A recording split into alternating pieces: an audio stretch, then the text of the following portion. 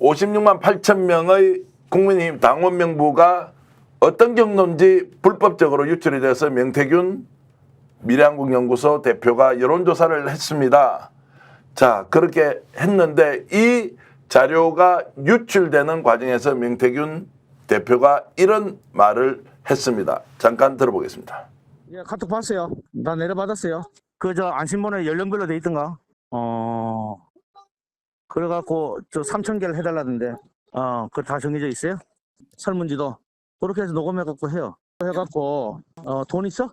3,000개 얼마 받으면 돼? 한 1,200 받아? 자, 이제 나왔다는 것은 확인이 되었고 이준석 당시 이제 국민의힘 대표, 지금 기획신당 의원이죠, 확인을 했습니다.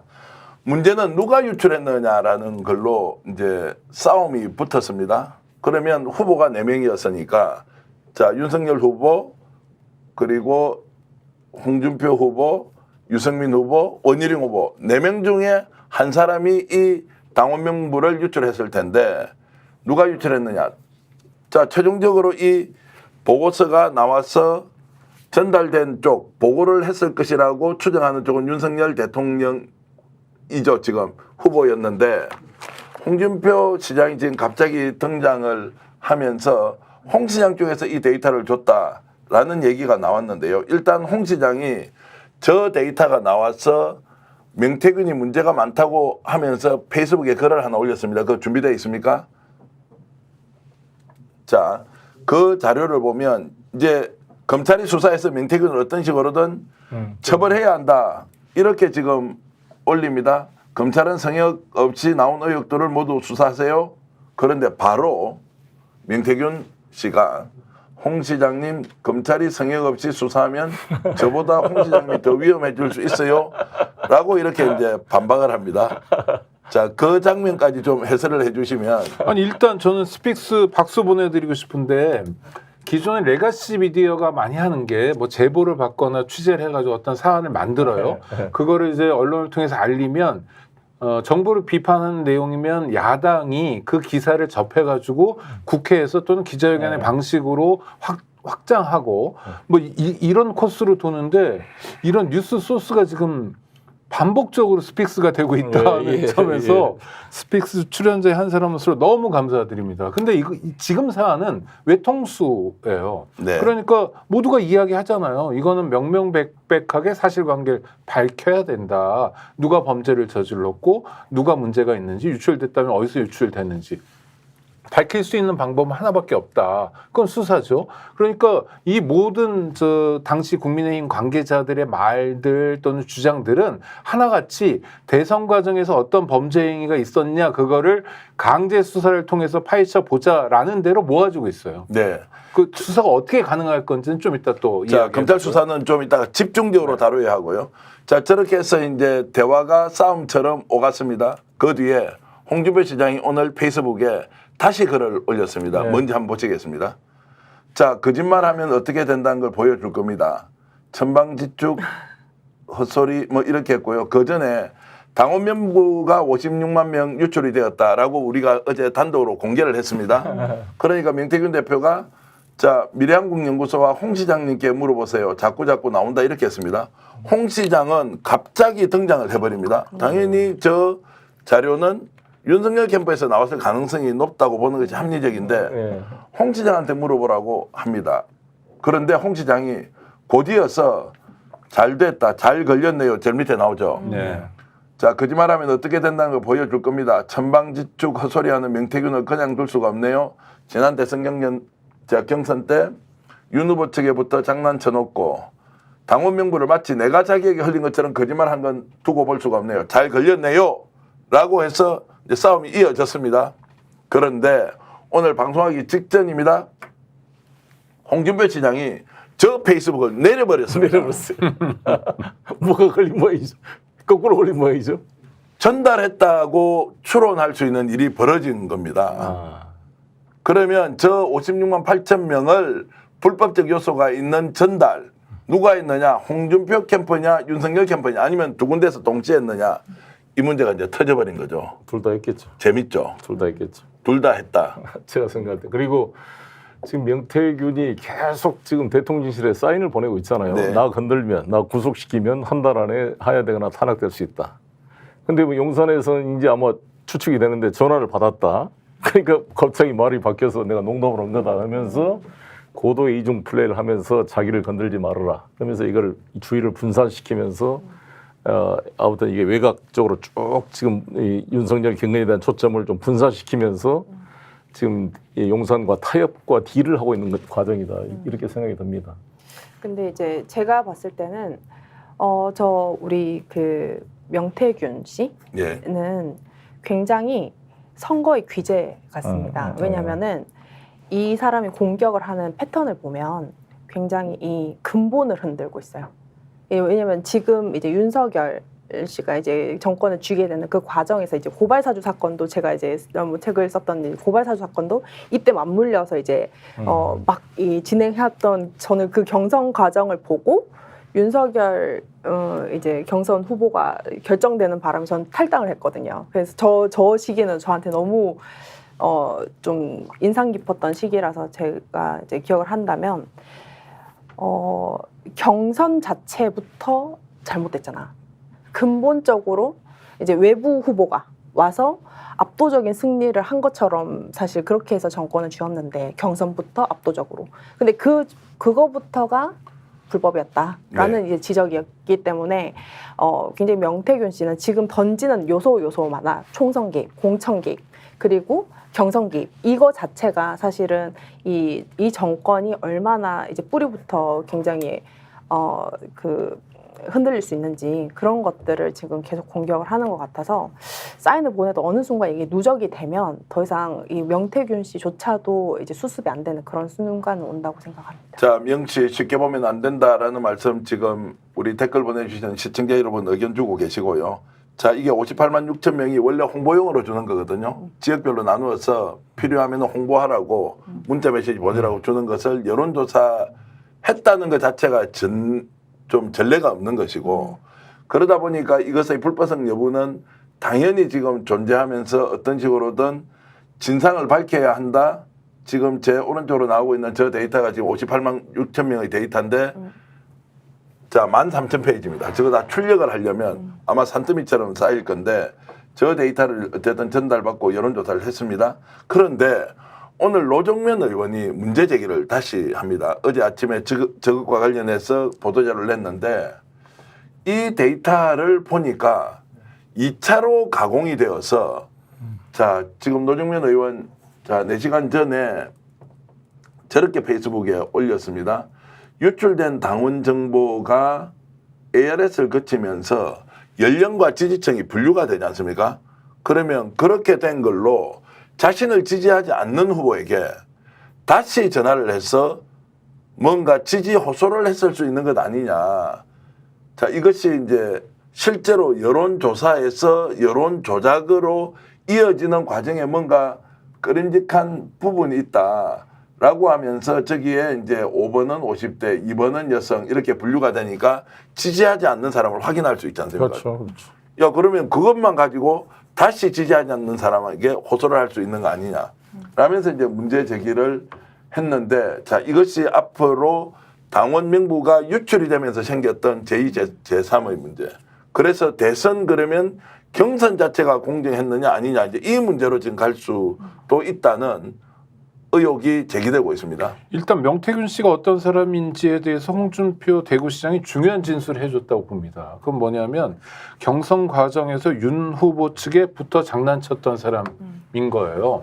또 하나 홍준표 시장은 어떤 사람이냐면 SNS에 굉장히 능한 사람입니다. 이것 통해서 재미도 많이 봤고요. 이것 때문에 그래도 이곳저곳에서 광역 자치단체장도 2번씩이나 하고 있는 사람이고 여전히 여권의 유력 대선 후보 중에 하나인 사람입니다. 이런 사람이 명태균이라는 사람에 대해서 보증을 해준 거죠. 이분이 선거 때 어떻게 움직였냐? 윤 후보 측에 붙어서 장난쳤던 사람. 이게 굉장히 중요한 열쇠말이라고 생각이 되고요. 또 하나 중요한 건 그렇게 SNS를 잘하는 사람이 갑자기 도둑이 제발 저리는 식으로 꼬리를 내려버렸다는 거예요. 거기 굉장히 중요한 함의가 있다고 생각합니다. 자, 그래서 이제 이게 지금 혹시라도 여론조사 결과치를 가지고 그 원 데이터를 다른 용도로 활용한 거 아니냐라는 의문까지 제기되는데요. 좀 더 깊이 들어가면 명예훼손 문제 같은 게 나올 수 있어서 일단 문제 제기를 이 정도까지 하면서 계속 추적해 보도록 하겠습니다. 자, 민주당이 21일 날 지금 국회 법사위에서 강희경 씨를 정인으로 출석을 시켰고요. 강희경 씨는 혹시 준비가 되어 있는지 모르겠는데, 자, 그 자리에 김영선 전 의원, 명태균 의원 같이 나와서 진실을 밝히자라고까지 얘기를 했거든요. 혹시 그 싱크가 준비되어 있습니까? 자, 시간이 좀 걸린다고 하니까 그것도 잠시 후에 들어보기로 하고요. 자, 이 두 사람도 같이 나와서 국민 앞에서 진실하면 그대로 드러내놓고 한번 논쟁해야 되는 거 아닌가요? 조 작가? 뭐 그것은 모두가 바라는 일인 네. 것이고요. 반드시 이제 어떻게 보면 지금 서로 경쟁하듯이 지금 뭐 내가 맞네, 너 아무것도 안 갖고 있잖아 이러고 이렇게 사실 굉장히 볼품없이 싸우는 모양새까지 같지 않습니까? 근데 이제 아까 우리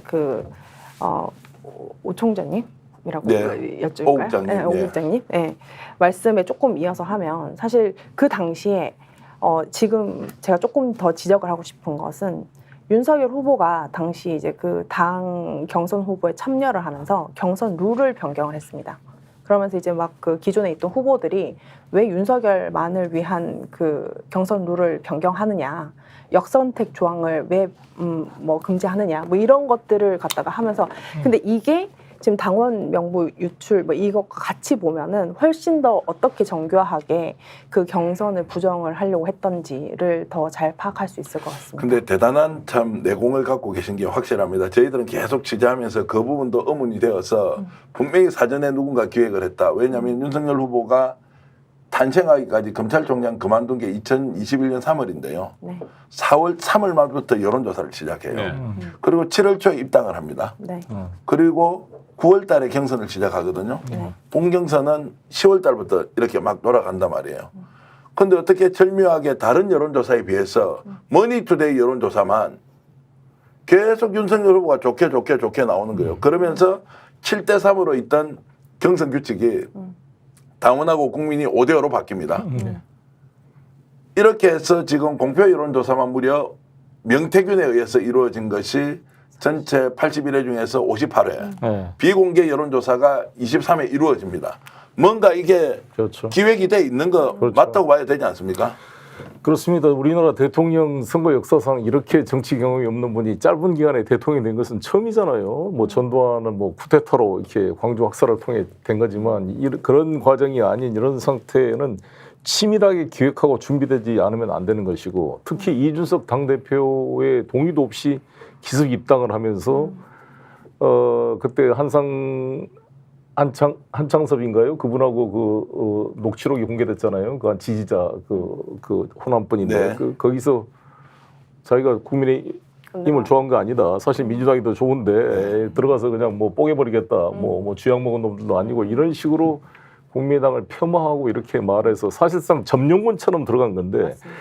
정치 경험이 없는 검사 출신이 이것을 치밀하게 기획하는 누가 없으면 불가능한 일입니다. 사실.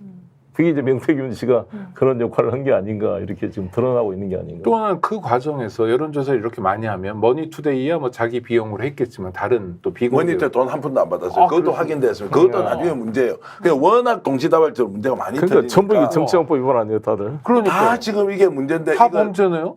아니 그 돈을 누가 냈어요? 이거 아무도 안 수사해- 냈죠. 그거 그 수사해야죠. 대통령한테 받으러 갔는데 그러니까. 못 받았죠. 3억 네. 6천, 뭐 3억 7천 5백 네. 못 받은 거죠. 액수는 더 커질 수도 그러니까 있고요. 이대목에서 전 대표님 내가 한마디 안 할 수 없는 게 사실 뭐 시청자 여러분 아시다시피 제가 3년 전 민주당 당대표 전당대회 때 경선 과정에서 저를 지지하는 의원들이 일부 돈 봉투를 돌렸다. 이걸 네. 가지고 지금 이 고생을 하고 있는 거잖아요. 현역 윤관석 사무총장까지 구속돼 있고. 그때 검사가 이제 논고를 하면서 저를 기소하면서 이제 처음에 첫 재판 때 공소장을 읽는 거 아닙니까? 이 정당 민주주의가 너무나 중요한 헌법적 가치인데 이 돈을 써서 대의원을 매수해가지고 정당 민주주의를 왜곡시킨 중대한 범죄 행위를 저질렀다. 그래서 나를 이제 기소한 거란 말이에요. 그런데 지금 여기는 지금 그 제1야당의 대통령 후보 선거에 지금 이게 지금 들어간 거잖아요. 정상적인 여론조사면 이렇게 했겠어요. 여론 조작을 하려니까 이렇게 됐겠죠. 그렇지 않겠습니까? 그리고 3억 6천만 원 돈을 안 받았다는 것은 일종의 사실상 정치자금 위반이 되는 거 아니겠습니까? 그래서 검찰에 촉구합니다. 명태균 이 관련 문제를 송영길 전당대회 돈봉투 수사한 거 한 50%라도 투입해서 해라. 제대로 수사를. 네. 아니 범죄가 그렇게 큰데 반만이라도 투입하라는 반만을 거는 투입 아니, 안 하니까. 송 대표님 관련해서는 증거가 하나도 없어요. 네. 다른 건으로 구속을 시켰어요. 그런데 이렇게 증거가 나왔어. 그런데도 수사하지 않아. 자, 그러면 이게 뭐냐? 이게 나랍니까? 나라 아닌 건 다 알고 있을 거예요. 바로 잡기 위해서 우리가 이제 방송을 하는 것인데. 제가 조금 예. 더 이제 하면은 제가 저 때 경선 과정을 너무 잘 알고 있어요. 왜냐하면 제가 9월 2일 날 고발사주 첫 보도를 했거든요. 예. 그래서 이게 이제 맞물려 가지고 이제 뭐 그때 당시에 윤석열 캠프에서 무슨 정치공작 특별위원회 만들어서 뭐 제가 뭐 홍준표 시장 캠프에 있다는 또 뭐 이런 헛소문 막 보내면서 막 이런 막 그걸 했었거든요. 근데 저 때 경선을 제가 굉장히 비판을 하면서도 되게 특이하게 봤던 게 어느새 입당을 몰래 하더니 어느새 의원들이 쫙 줄을 서 있는 거예요. 그때 굉장히 이제 막 캠프에 막 몇십 명 뭐 지지 선언 정도가 아니라 이게 왜 이렇지? 정상적인 정당이면은 이런 대선 경선에 있을 수가 없는데 아무리 외부에 좋은 후보가 있다고 한들 왜냐면 그 전에는 이제 특검 검사로서 이제 그 수사팀장으로서 이제 거의 이 당을 박살을 내려고 했던 그런 약간 굉장히 적대적인 사람인데 점령군처럼 해서 줄까지 다 세워놨단 말이에요. 그 과정에서 사실은 무언가가 이미 대세론이 형성이 됐었거든요. 네. 그 대세론 형성되는 도구가 사실 여론조사였습니다. 그렇죠. 이 부분은 그리고 또 이제 저 같은 경우에는 제가 뭐 공천심사위원도 하고 뭐 최고위원도 하고 했지만 제가 또 했던 일이 경선 룰을 정하는 사람이었었거든요. 국민의당에서 이제 그러다 보니까 근데 모든 분들은 잘 모르시겠지만 공천할 때도 전쟁이지만 경선 룰 정할 때는 거의 막 완전 난장판이에요. 정말 뭐 그 룰 하나 때문에 사실 뭐 이렇게 오랜 당 후보들은 사실 각 당 내에 이미 어느 정도 세력이 형성돼 있기 때문에 그 룰을 어떻게 전환하느냐가 당 대표를 바꿀 수도 있고 사실 대통령 경선 후보를 바꿀 수 있는 정도 굉장히 중요한 거거든요. 근데 이게 윤석열 후보가 입당하고 직후에 경선 참여를 한다 이후 바로 직후 이제 변경을 됐습니다. 그 도구가 이제 사실 여론조사를 얼마만큼 하자, 뭐 여론조사 문항을 어떻게 바꾸자. 이거는 사실은 굉장히 기획이 됐다는 것 정도의 좀 이상의 약간 집단적인 어떤 계획이 있지 않았을까라는 생각을 자, 합니다. 당원 명부를 이제 이렇게 유출해서 뭐 후보들이 홍보용으로 써야 되는 것을 여론조사를 해서 혹시라도 그 데이터의 내용을 이렇게 따져가지고 지지하지 않는 사람한테 선거운동 했을 수도 있는 것 아니냐. 이제 이렇게 보면 치밀하게 누군가 계획을 세워서 했다. 이게 하나가 있고요. 두 번째는 지금 다시 따져봐야 할 게 경선 전에는 국민의힘 권리당원이 한 35만 명에서 40만 명 정도 됐다는 거예요. 맞습니다. 제가 이제 국힘 쪽에 원래 당대표를 지내셨던 분한테 물어보니까 그런데 저 당시에는 우리는 흥행에 성공을 해서 56만 8천까지 갔다고 했는데 네. 그때 특정한 종교 집단이 대거 들어왔다는 이야기. 왜냐하면 일반 여론조사라면 홍준표 후보가 1등이었어요. 맞아요. 그런데 그것이 어느 순간에 뒤집어지기 시작해서 압도적으로 윤석열 후보가 승리하는 이겨나가는 과정들이 나온단 말입니다. 야, 그럼 이게 뭐냐 도대체. 하나의 단서가 꼬리를 물고 들어가면 실제 어떤 거대한 몸통이 있는지를 알 수 없는 상황까지 가 있다. 오창희 국장님. 그게 신흥종단, 예? 사이비 같은 신흥종단이라는 의심이 있잖아요. 그런데 놀랍게도 이 신흥종단의 구성원들, 신도들이 민주당 경선 과정에도 갑자기 대거 들어오는 거 아니야? 라는 의혹이 있어요, 지금.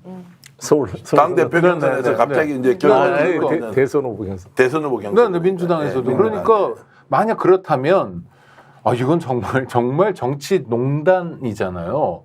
그러니까 전 거듭 이것도 이 사이비 신흥 종단이 어떤 마음을 가지고 양대 정당의 대선에 개입하느냐? 그러면 세상에 공짜가 어디 있습니까? 만약 그 신흥종단이 예를 들면 교주의 형사처벌 문제라든지 뭐 자기들이 갖고 있는 리스크를 이런 차제에 좀 해결하고 싶은 욕구가 있을 거 아니에요. 그 다음에 더 자유롭게 뭐 종단 활동, 종교 활동일지 뭐 이익 활동일지 모르지만 이런 걸 해보고 싶은 욕구가 있고 이 욕구로 가는 창구가 바로 대선의 경선이었다고 생각하면 우리 국민들이 민주주의 제도에 기반해서 어떤 후보를 선택하고 또 그 후보를 우리의 지도자로 뽑는 과정 자체가 다 왜곡돼 버리는 거니까 우린 도대체 지금까지 뭘 하고 있느냐라고 되물을 수밖에 없고 이 진실은 수사를 통해서 밝힐 수밖에 없네요. 여기서 에피소드 하나 얘기 줄게요.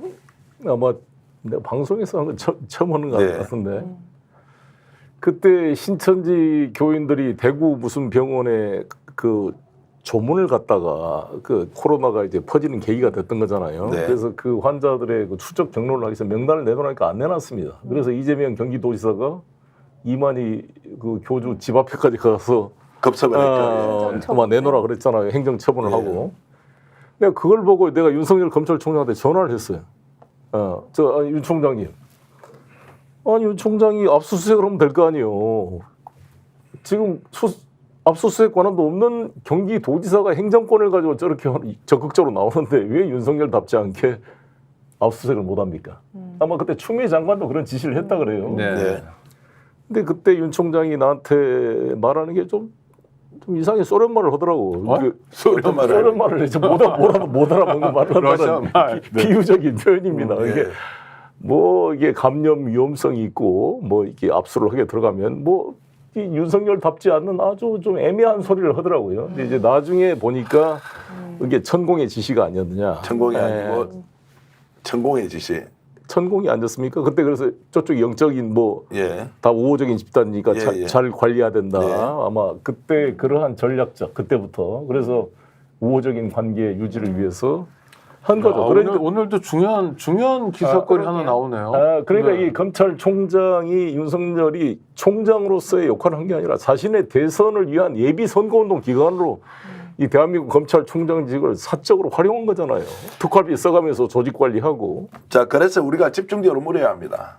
자, 오늘 이 자리에 조성은 작가가 나온 이유. 자, 그전에도 고발 사주는 뭡니까? 총선 때 개입하는 거 아닙니까? 네. 자, 지시한 사람은 누군지 모릅니다. 그런데 확실한 거는 그 당시에 고발 사주를 실행했던 손준성 차장검사가 윤석열 정부 하에서 검사장으로 승진을 하고 그렇죠. 재판을 받는데 1심에서 1년 선고를 받았습니다. 법정 구속은 피했습니다. 곧 항소심 재판부에서 선고를 하게 돼 있죠. 네. 자, 그때도 총선 개입이에요. 그러니까 제가 그렇죠. 이 고발사주 사건이 사실은 고발사주 사건 그리고 검찰의 어떤 집단 범죄 뭐 은폐하는 그런 부분만 이제 부각이 돼서 사실 이 사건의 본질이 사실 많이 가려져 있습니다. 뭐냐면 제가 왜 이거를 그 책에도 써져 있지만 그 왜 이제 그 공익신고를 했냐면 법정 선거 기간 아니었어요. 그러니까 이게 제가 그렇게도 얘기를 했습니다. 이제 대검찰청 공익신고를 하러 가서 심지어 제가 법정 선거 기간 하루 전날 이 고발장이 전달이 됐어도 제가 공익신고를 결심 안 했을 수도 있다. 그렇지만 이게 그 법정 선거 기간이라는 거는 이제 굉장히 엄격하잖아요. 그 뭐 플랜카드 몇 센치 네, 뭐 이런 것까지 그렇죠, 뭐 그렇죠. 김밥 한 줄 줘도 이제 막 처벌을 바로 받고. 임박할 때 있었던 예, 일이에요. 근데 제가 왜 이거를 하면 참 제가 오늘 이 자리에 나온 것도 약간 좀 운명적인 것 같은데 네. 그 시기 이제 2020년 4월이 그때가 딱 코로나 이제 시기랑 맞물려서 총선이었어요. 예. 그래서 그때 당시에 막 코로나 때문에 막 이동도 못 하고 근데 그거를 되게 조국 사태 이후에 막 굉장히 야당이 당시 이제 그 자유한국당이 대승을 할 거라고 생각을 했었거든요. 근데 이제 그렇죠. 코로나를 전후로 이제 굉장히 의외의 선거 결과가 나왔던 거예요. 오히려 네. 민주당이 굉장히 압승을 하는 선거가 나왔거든요. 근데 그 시기 때 윤석열 검찰총장은 이제 자기가 그때 결정을 했던 것 같아요. 민주당 가고 싶은데도 이제 자기가 이제 못 갈 것 같으니까는 이 고발장을 해서 야당에 접수를 해라. 네. 이제 거기 약간 어떤 느낌이냐면 그 뻐꾸기가 알 나올 때 이렇게 미리 이제 탕란을 할 때 미리 이렇게 이렇게 던져놓는 거. 던져놓는 네. 거를 하지 않습니까? 약간은 그런 과정 중에서 했지 않을까. 그리고 제가 이 사건을 보면서 굉장히 강조하고 싶은 거는 고발사주 사건은 총선 개입 사건입니다. 네, 대검찰청의 그렇죠. 총선 개입 사건입니다. 이 얘기는 대검찰청이 총선 개입 사건에 김건희가 주가 조작을 안 했다라는 내용이 들어가 있어요. 그러니까 대검찰청 총장의 부인이 총선 개입 의지를 갖고 있다는 네. 그런 거예요. 그러니까 이거를 지금 명태균 씨 사건과 이어서 보면 굉장히 그 김건희 씨의 경우에는 검찰총장 시절 때부터 총선 어떤 선거 정치 개입을 굉장히 그렇죠. 어떤 약간 집착에 가까운 수준의 뭔가 있지 않을까 그런 생각을 합니다. 그래서 여러 보도를 종합해 보면 실제로 윤석열 대선 후보와 명태균의 관계냐 아니면 김건희 여사와 명태균의 관계냐 99%는 명태균과 김건희 여사의 관계다라고 추격되고 바깥에서 여론조사에서 계속 이렇게 보고를 해왔다. 자 그러면 네. 대선 전반의 상황 경선 과정에서 누가 주도했느냐 후보나 후보의 측근들이 아니다. 김건희 여사가 이제 주도했다 이렇게 이제 가는 그렇죠. 겁니다. 천공 김건희가 다 그렇게 예. 거죠. 예.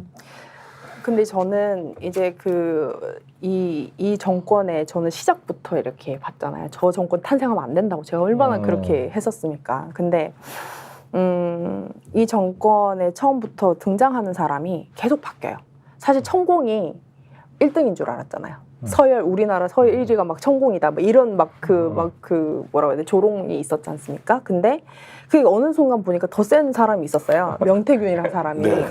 근데 그거는 저는 도구라고 생각합니다. 그렇지. 도구. 김건희의 도구죠. 네. 그러니까 어떤 그 영적인 사람이든 뭐 점을 잘 보는 사람이든 이것은 그때마다 필요했던 어떤 그 약간의 뭐 무속이나 여러 약간 그 이성적이지 않는 어떤 그 영역을 도구화해서 사람이 필요해서 그냥 그때 그냥 대체를 한 거지 이것을 관통하는 굉장한 축약된 의지가 보여요. 네. 그렇기 때문에 어떻게 보면은 그 명태균 씨 지나고 나면 또 새로운 뭐 무슨 박사 뭐 이런 사람 또 등장할 수도 있어서 정말 화가 나는 건 네.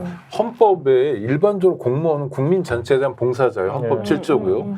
게다가 검사는 힘을 많이 가졌으니까 검찰청법에 특별히 넣어줘요. 객관 의무 뭐 이런 거를 하라는 맞습니다. 거예요. 그러니까 피고인을 때려잡는 일만 하지 말고 그 사람에게 혹시 유리한 피고인에게 도움이 되는 증거도 객관적으로 같이 밝히고 이래야 되는데 문제는 그거의 총책임자인 검찰총장이 자기를 임명한 대통령의 뜻도 있는 거고 또 역사적 책무도 있고 법률적 책무도 있는 상황에서 송영길 의원 말씀하신 것처럼 대놓고 사전선거운동을 하고 있거나 또는 자기가 앞으로 정치적으로 어떻게 진출하면 좋을지만 짬짬이 수준에서 꼽고 있었다면 와 이건 정말 놀라운 일이고요. 그러니까 대통령 선출되고 난 다음에 이 사람이 무능하구나 결과적으로 보니까 대책이 없구나 수준이 아니라 아예 한참 전부터 그런 짓들을 정말 양심의 가책도 느끼지 않고 버렸다는 게 정말 놀랍네요. 다시 생각나면 해임시켰어야 돼 그때. 해임시켰어야 되는데 문재인 대통령이 즉각 해임시켰어야 돼. 그러니까 고발사주 특검을 하셨어야죠. 그렇죠. 맞아. 그때 저 혼자 싸우기 두지 말아주셨어야죠, 그건 정말 진짜. 죄송한 일이. 오늘 아침 뉴스토마토가 명태균 대표가 지난 지방선거 2022년 6월입니다. 강원도지사 김진태, 경남지사 박완수가 로비를 통해서 공천을 받았다. 그 로비 대상이 누구였냐? 바로 김건희 여사였다. 이런 이제 얘기가 나왔습니다. 정황으로는 쭉 기억하시는 게 있습니까? 그 당시 윤한홍 의원이 경남도지사 하려고 했는데 밀려났고 박완수가 됐습니다. 강원도 누가 됐습니까? 황상무 KBS 앵커가 공천을 사실상 확정했는데 그것이 뒤집어지는 상황이 있었는데 이걸 뉴스토마토가 단독으로 이제 보도하면서 지방선거 과정에서 김건희 여사가 명태균을 통해서 엄청난 로비를 받고 몇 개를 해줬는데 그 중에 2개가 이제 드러났다 이 이야기입니다. 자, 충분히 그럴 수 개연성 충분히 하고요. 예. 명태균 씨가 오락가락하는 측면이 있고 일단 가장 중요한 거는 자기 자신을 방어하는 것, 지키는 것이기 때문에 뭐 모호한 태도를 보이긴 하지만 이준석 뭐 개혁신당 의원을 통해서 홍준표 대구시장을 통해서 또 대통령실의 여러 반응들을 통해서 이분이 상당한 역할을 장기간 해왔고 그 상당한 역할이라는 게 대통령 부인 김건희 씨와의 직거래를 통해서 공천계 도 하고 누구를 국회의원을 만들어주기도 하고 뭐 지사를 만들어주기도 할 만한 역량을 가진 사람이라는 게 입증되고 있잖아요. 그러니까 저는 그 굉장히 당연히 그랬을 것 같은 있을 것 같은 일로 받아지는데요. 근데 그때 김진태 도지사는 이준석 대표가 살려준 게 아닌가요? 그렇죠. 이제 그렇게 알려져 있습니다. 그러니까 알려져 있는데 이제 그것이 이제 그 당시에 이준석 당시 대표와 뭐 김건희 여사의 관계에는 저희들이 이제 알 수는 없고 그렇죠, 그건 알 수가 뉴토마토 취재 결과 그때는 완전히 결렬되기 전이었으니까. 예 그리고 이제 김진태 강원도지사가 제가 취재해 보니까 직접 찾아왔다라는 겁니다. 명태균 쪽으로. 자 찾아왔는데 그러면 그 찾아오기 전에 누가 소개를 했느냐? 거기도 이제 김영선 전 의원이 등장을 합니다. 김영선 의원과 두 사람이 대선 과정에서 여러 군데를 다니면서 자 지지 호소도 하고 그리고 실제로 세력을 넓히고 전국의 조직원을 10,000명을 만들었다고 합니다. 자 그런 과정들을 봤을 때 지방선거 때 개입한 거 아니냐라고 보도를 했고요. 더 중요한 문제가 하나 있습니다. 그냥 도와줬겠다는 겁니다. 네, 그렇죠. 자 이게 이제 남아 있어서 검찰 수사가 이제 굉장히 신속하게 이루어져야 하는데 특이하게도 대통령실 반응이 없습니다. 캠프 쪽도 반응이 없고 국민의힘 반응도 좀 이상합니다. 네. 자 적극적으로 검찰 수사해야 되는 거 아닙니까 이 정도면 송 대표님? 해야 될 정도가 아니라 근데 검찰이 핸드폰 압수했다가 돌려줬다고 그러는데 포렌식으로 아마 이미지를 다 떴겠죠 검찰이. 그거를 만약에 하지 않고 돌려줬다면 부실 수사가 될 텐데. 자 그것도 이제 명태균 뭐 줄만한 핸드폰을 줬겠죠. 뭐. 깨진 폰 2개 주고요. 공폰 하나를 줬고요. 그래서 공폰 그거는 필요 없으니까 7시 만에 돌려줬는데 깨진 폰을 지금 포렌식으로 한다는데 포렌식이 될지 안 될지 모르는데 자 주진우 기자 있지 않습니까? 뉴스공장 주진우 기자는 이런 부분과 관련해서 뭔가 숨겨놓은 게 확실히 있다. 포렌식 4개 정도 떠났다라고 하면서 본인이 가지고 있는 힘을 과시했다는 게 있는데요. 그 영상 잠깐 볼까요? 김 여사한테 공천을 부탁한 것 자체만도 이게 공천 개입으로 의심되고 이게 법적으로 문제가 크게 될 수 있습니다. 전화가 왔다고 하면 음성 녹취도 되어 있는 건가요? 자기가 돈 주고 전화기 4대 다 포렌식 해놨다. 네, 음성 나는 사진을 안 찍었다 하지만 사람들이 사진을 찍어놨다. 그리고 그 포렌식한 전화기가 자기를 지켜줄 것이다. 자 그렇죠. 시사인에서 오늘 저게 이제 나왔던 내용인데요. 자 주진우 기자가 7시간 인터뷰를 하거든요. 그때 늑대에 대한 폰은 이미 포렌식으로 다른 데 놔뒀다는 거예요. 그래서 공격을 할 수가 없다. 그러니까 자기를 건들면 한 달 안에 하야든지 탄핵할 수 있다 이런 자신감을 내보이는 거겠죠. 아무도 못 건드리죠. 홍준표 시장이 빨리 검찰 나서서 수사하라. 유승민 의원도 저렇게 큰 소리 치는데 국민의힘의 한동훈 대표는 사기꾼 뭐 비싸게 표현을 했더라고요. 그것도 이제 신가 있으면 좀 준비해 주시고요. 후속 조치가 없습니다. 검찰 수사라고 촉구도 하지 않습니다. 한동훈 대표 발언 준비되면 말씀을 해 주시고요. 자, 그래서 검찰이 그러면 수사할 거냐 말 거냐. 검찰 누구보다 잘 아시지 않습니까? 정치 검사 책까지 쓰셨고 베스트셀러 돼 있던데 교보문고 1등 지금 하고 있습니다. 정치 검사. 이제는 아니겠죠. 제가 정치 사회분야 1등이에요. 네. 근데 이제 참 제가 이 정치 검사 그다음에 이 공익 신고를 하는 과정에서도 제가 옛날의 경험들이 이거를 하라고 트레이닝을 시켰나 하는 그런 생각을 되게 많이 했어요. 왜냐하면 제가 이제 최고위원을 했던 시기가 박근혜 탄핵 시기였습니다. 그때 이제 국정조사준비위원을 했었고요. 근데 굉장히 보면 그때 처음에는 그 미르재단 이사회 의사록이 이제 뭐 서명 위조됐다. 그걸로 이제 발단이 돼서 무슨 고구마 줄기 캐듯이 이렇게 하나하나 났는데 결과적으로는 가장 큰 이제 팡 하고 터졌던 이제 탄핵의 트리거는 뭐였냐면 총선 개입이었어요. 이제 그것이 이제 뭐 최순실 당시 이제 여기 총선 계획까지 했다. 이제 그 뭐 번호 순서부터 시작해서 이런 것들이 친박 의원들, 네, 친박 의원들 뭐 이런 골라내고. 것들이 사실은 그렇게 됐거든요. 근데 그때 당시에는 어떻게 됐냐면 저희가 그때 당시에는 제가 국민의당에서 뭐 박근혜 최순실 국정농단 게이트 이렇게 해서 뭐 그런 식으로 이제 갔었는데 그러면서 이제 특검을 통과를 시키고 이제 그걸 했습니다. 근데 그때는 3당이었어요. 교섭단체가 3개였기 때문에 두 당만 합의가 됐으면 사실 바로 할 수가 있는데 지금은 교섭단체가 2개이기 때문에 협의가 안 되는 거죠. 특검을 사실 추진하기가 굉장히 어렵다. 그 부분이 사실 제가 굉장히 아쉽고요. 네. 검찰 그 당시에도 왜 특검을 했냐? 박근혜 정부의 검찰이 수사하는 걸 믿지 못하겠다. 물론 결과적으로는 그 특검에 이제 박영수 뭐 윤석열 다 등장을 하긴 했습니다만 지금 같은 경우에는 뭐 제가 윤석열 검찰은 믿을 수 있나요? 믿을 수 없죠. 그렇다면 이제 또 제가 더 하나 걱정이 되는 거는 특검 설령 통과를 시켜도 거기에 파견 검사들이 다 오지 않습니까? 그래서 사실 사건이 객관적인 그 기소까지 하는 그 과정에서 대다수의 현직 검사들이 파견 와서 이제 수사를 하거든요. 그러니까 이 196석의 거의 야당들이 뭘 하고 있나? 이거는 그냥 단순히 특검 정도가 아니라 뭔가 이렇게 굉장히 체계적이고 뭔가 대응을 해야 되는데 네. 지금 그런 것들이 하나도 보이지 않아서 굉장히 아쉽습니다. 자, 어쨌든 한동훈 대표가 비교적 자유로운 위치여서 지금 명태균과 관련된 여러 이야기를 했는데 그 내용 한번 들어보고 과연 수사가 계속 갈지 가려면 어떻게 해야 할지 다시 생각해 보겠습니다. 명태균 씨, 김대남 씨 같은 협잡군, 정치 브로커들이 정치권 뒤에서 음험하게 활개친 것 국민들께서 모르셨을 겁니다. 저도 몰랐습니다. 전근대적인 구태 정치입니다. 이런 구태 정치를 바꾸겠습니다. 정치 브로커가 자기 건드리지 못할 것이라고 떠들고 다니는 것 국민들께서 얼마나 한심하게 보시겠습니까? 신속하고 엄정한 수사를 촉구합니다. 관련된 분들은 자신 있고 당당하고 솔직하게 모든 것을 밝히십시오. 자, 저렇게 하면 이제 수사는 합니까? 아니요. 당 대표가 그러니까 얘기하면. 한동훈 대표의 말은 전형적인 선거용 발언이에요. 네. 그렇죠. 아니 그러니까 아까 말씀하셨듯이 브로커가 있단 말이에요. 만약에 그럼 브로커는 뭡니까? 도구잖아요.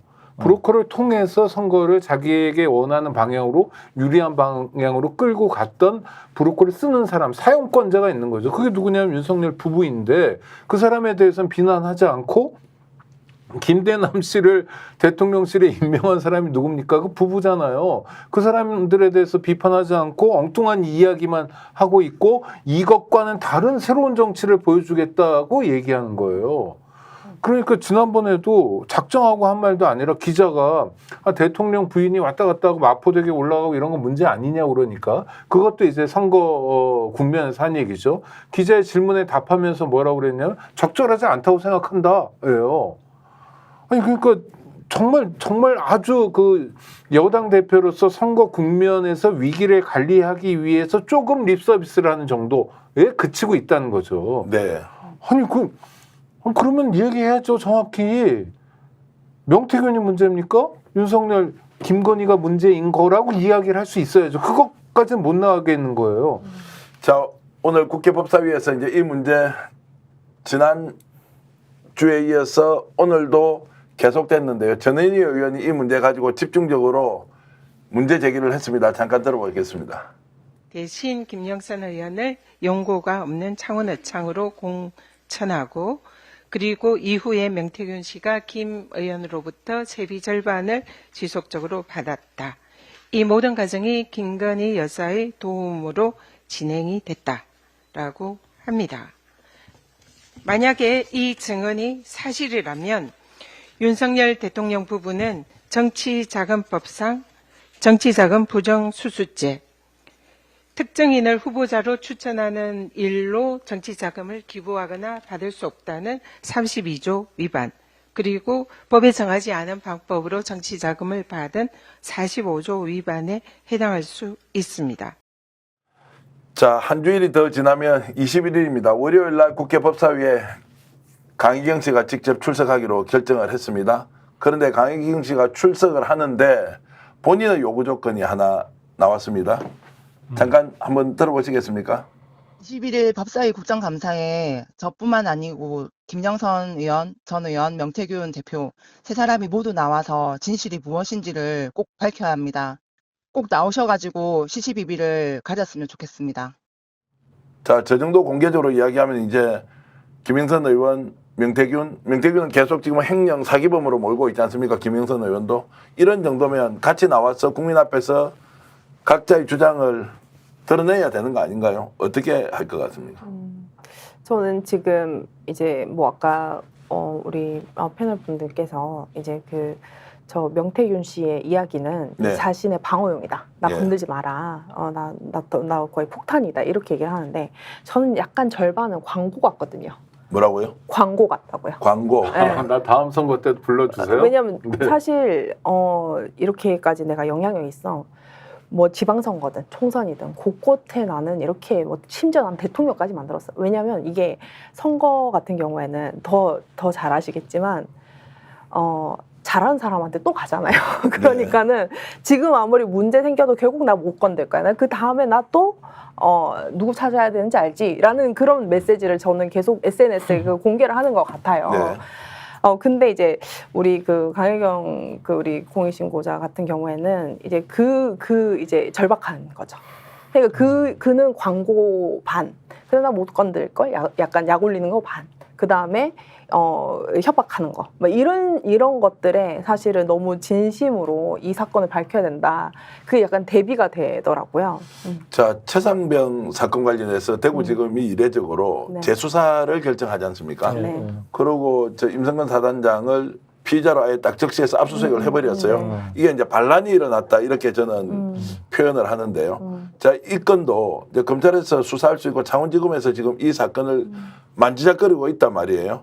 자, 그러면은 대통령실 뜻대로 계속 묻고 갈 것이냐, 아니면 송 대표님 드러내놓고 누군가는 반기를 들고 진실을 향해서 가보자라고 하겠느냐, 요 질문을 드리면 어떻습니까? 경계선상에 있는데 저는 민주당과 이제 조국혁신당 야당 대표님과 지도부에 진짜 요청하고 싶은 것은 경고를 해야 된다 보거든요. 이 문제에 대해서 심우정 지금 검찰총장과 이창수 중앙지검장, 최재훈 반부패 수사 2부장 이 세 사람이 김건희 도이치모터스 주가 조작 종결 처분할 수 있는 권한자들이잖아요. 네. 만약에 무혐의 처분을 하게 되면 세 사람을 다 즉각 탄핵하겠다라는 경고를 해야 된다 봅니다. 네. 그래서 실제로 바로 탄핵시켜버려야 돼요. 그래서 일단 어찌됐건 업무 정지를 도이치모터스 이렇게 증거가 차고 넘치는데 이거를 무혐의 처분한다는 것은 모든 보수 세력도 더 이상 쉴드를 할 수가 없어요. 오죽했으면 국민의힘이 이번에 김건희 특검법에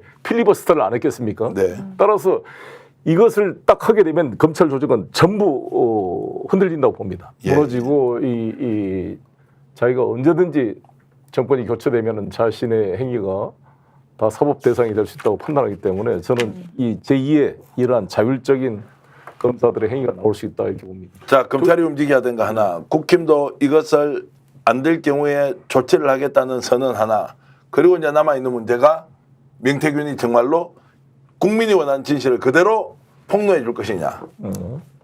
어떻게 난 명태균 씨의 운명은 명태균 씨가 정한다고 봐요. 네. 그 정말 홍보용인지 뭔지 방어용인지 섞여 있는지 모르겠지만 명태균 씨가 어떻게 행동하고 말한 언행에 따라서 국민들이 볼 때 이 사람이 정말 협작꾼 브로커가 되느냐, 아니면 아주 중요한 살아있는 권력의 뇌관을 터뜨리는 양심적 제보자가 되느냐, 내부 비리 고발자가 되느냐의 기로에 서 있다고 봐요. 네. 근데 이런 순간에 사실은 어떻게 선택하느냐에 따라서 자기 운명이 당장은 뭐 구속을 면하는 것 같지만, 명태균 씨가 만약에 구체적인 범죄에 가담했다면 지금 구속을 면하는 거지 2달 있다가 3달 있다가도 면할 수 있는 건 아니거든요. 국민은 계속 바뀌고 있기 때문입니다. 그런데 국민의 편에 서서 정말로 제대로 있었던 그대로의 사실을 국민들께 말씀드리고 참여하는 태도를 보이면 어떻습니까? 국민들이 그 사람을 보호해 주는 겁니다. 그러니까 역사의 힘, 국민의 힘을 믿고 그대로 가느냐 안 가느냐에 대한 자기 선택이 있을 것 같고요. 저는 검찰의 균열이 이미 시작됐다고 봅니다. 도이치모터스 사건에 대해서 검찰이 아니면 알 수 없는 이야기들이 언론 보도를 통해서 흘러나오고 있어요. 이건 여러 가지 이유가 있는데 정말 정의에 대한 뭐 이런 건 아닌 것 같고요.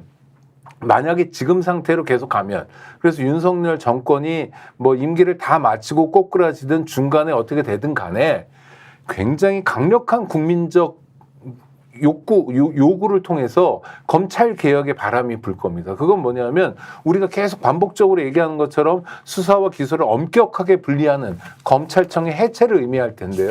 그럼 지금 검찰청에서 일하고 있는 검사들은 어떠냐면 이를테면 검사들이요, 정년 퇴임하는 사람이 거의 없습니다. 그렇죠? 아니, 공무원이 좋은 게 정년 보장이 된다는 건데 정년 퇴임을 안 한다는 건 이를테면 부장검사까지만 가면 나는 바로 개업해가지고 정관예우 대접받으면서 돈 벌겠다는 거예요. 그것 때문에 현직에서 고생하는 사람들이 많은데 이 사람들이 자기의 이익을 건드린다고 생각하는 것 같아요. 그래서 조금씩 카드를 만지작거리고 있고 야당에도 그렇고 여당에도 그렇고 대통령실에도 메시지를 보내는 것처럼 여겨집니다. 여기 일단 10월 16일 보궐선거 끝나고 나면은 한동훈 대표와 윤석열 대통령의 독대가 예정돼 있다는 거 아닙니까? 근데 아까 우리 오 소장이 말씀처럼 한동훈이란 분이 그냥 립 서비스로 그때그때 그냥 얄팍하게 한마디 선거용으로 한번 해놓고 나서 진정으로 결과와 성과를 내지 못하고 그냥 쇼만 하다가 신용내다가 그냥 머리 숙이고 꼬리 내리고 내려온 것이 된다면 정치적 사망이거든요. 그러니까 여기서 만약에 자기가 말한 대로 명태균에 대한 수사, 협작군 이렇게 브로커라고 표현했는데 그러면 독대해서 대통령 만나서 수사하십시오라고 분명히 이야기를 하고 의사 전달을 해서 약속과 성과를 받아와야 정치인으로서 이 한동훈의 존재가 입증이 되는 거지. 거기 가서 또 말도 못하고 또 이틀막에서 고기만 먹고 돌아오면 의미가 없을 거고 의료 대란 문제와 이 문제를 풀고 와야 정치적인 뭐가 될 거라고 보여집니다. 네. 거기가 아마 중요한 파열구가 되지 않을까. 저는 근데 여기서 계속 이제 주인공은 이 사건의 주인공은 명태균 씨가 아닙니다. 강혜경 씨도 아닙니다. 윤석열 대통령실 그리고 공무원들, 공직자들, 고위공직자들이 주인공이에요. 네. 왜냐하면은 이 사람들의 입이 자꾸 이렇게 마이크가 가니까 이 사람들이 마치 주인공처럼 저 사람들이 좌우지를 하는 것 같지만 실질적으로 협작권 맞죠. 협작권 맞지만 그 사람이 범죄를 저지른 거는 어떻게 보면 도구로서 사용됐고 결국 그거는 고위공직자들이 공천 개입을 하고 여러 가지 이 도구를 해서 실질적인 범죄를 저지른 거는 고위공직자들입니다. 네. 이것을 사실 호도를 하면 안 될 것 같아요. 그리고 제가 지금 방송에서 정면에 이 그 모니터 이제 네. 화면이 있는데 정면으로 이제 오랜만에 한동훈 그 당대표를 봤지 않습니까? 네. 제가 굉장히 좀 얼굴만 봐도 약간 실소가 좀 나오는데 이 사람이 바로 직전에 직책이 법무부 장관이었습니다. 법무부 장관이었고 네. 바로 직전에는 검사였습니다. 그래서 이제 저렇게 무슨 자기가 바꾸겠습니다. 자기 총선 나온 거 아니잖아요. 자기가 후보로 나온 거 아니잖아요. 대통령 후보로서 무슨 문구를 얘기를 하는 것도 아닌데 이미 수사는 벌써 시작됐어야 됐고 다른 정권 같았으면 벌써 이 지금 등장하는 사람들의 대다수는 벌써 이제 뭐 약간 구치소에서 이제 인터뷰를 하고 있었을 텐데 지금 굉장히 자유롭지 않습니까? 굉장히 이상하죠. 근데 제가 생각할 때는 이게 단순히 선거용을 넘어서 검사들이 이제 파열음이 날까라는 것들은 전 지금의 이 법무부 장관은 거의 나는 권력자가 되기보다 바보를 할 거야. 약간 이런 태도를 지금 보이고 있기 때문에 네. 뭐 완전 약간 저런 사람이 법무부 장관이라고 하는 정도의 상황이지 않습니까? 네. 그래서 제가 봤을 때는 더 이상 이제 뭐 검찰이 뭘 해주리라 생각하지 말고 정치가 어떻게 해야지 바로 서는지를 196석이 좀 보여줬으면 좋겠어요. 조선은 아까 윤석열 대통령 용산 그리고 고위직 공직자들이 이 사건의 주인공이라고 했는데 보통 주인공이라는 말은 긍정적 의미일 때 쓰고 장본인이라는 이제 얘기를 뭐 하고 지금 현재 화면에는 자 명태균이 더 많이 나오지만 실제로는 이것을 좌지우지하는 사람은 윤석열 대통령, 김건희 여사 이런 사람들일 것이다 네. 라고 저는 말씀을 드리면서요. 결국 어떤 식으로든 진실은 드러난다. 지금 명태균 대표가 이 방송 보고 있다고 저는 확신하고 있습니다. 저하고도 교류를 하고 있는 것이고 공개적으로 말씀드리면 길이 없는 것은 아니다. 더 큰 일이 터지기 전에 아까 오창희 국장께서 말씀하신 대로 국민 앞에서 참여하고 반성하고 있었던 일 그대로 드러내놓고 혹시라도 책임질 일 있으면 책임을 져서 정말로 나라를 위한 마지막 결단을 내릴 순간이 온다고 봅니다. 저는 지금 검찰 수사를 이쪽 저쪽에서 파악하고 있지 않습니까? 자, 대통령실이 이 사람을 막아주고 있겠죠. 더 큰 걸 터질지도 모르니까. 그런데 본인이 넘어서지 못하는 벽들이 지금 취재 과정에서 확인되고 있습니다. 그건 바로 M입니다. M입니다. 여러분 상상하십시오. 이 말은 본인도 요즘 뭐 이렇게 비유적으로 표현을 많이 하던데 M 터진다 곧.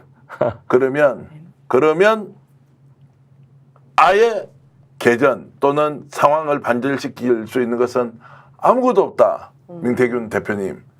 지금 저와 인터뷰했듯이 강희경 씨가 스픽스에 나와서 국민들 앞에서 진실을 밝혔듯이 본인도 정말로 진실을 밝혀주면 좋겠다는 제가 참 순진한 말씀을 드립니다. 아니 정말로 중요한 얘기인데 명태균 씨랑 말을 섞어 보셨잖아요. 네. 말을 섞으면 우리가 그래도 이 사람이 그냥 형편없이 막 망가졌으면 좋겠어 이런 마음이 좀 없어지잖아요. 그런 마음으로 말씀하신 것 같아요. 그러니까 명태균 씨가 지금 예를 들어 국민의 편에 설 수 있는 시간이 많지 않다는 거예요. 맞습니다. 그리고 아니 홍준표 시장만 있는 게 아니라 곳곳에서 자기가 살기 위해서 뭔가 카드를 꺼내고 이런 상황들이거든요.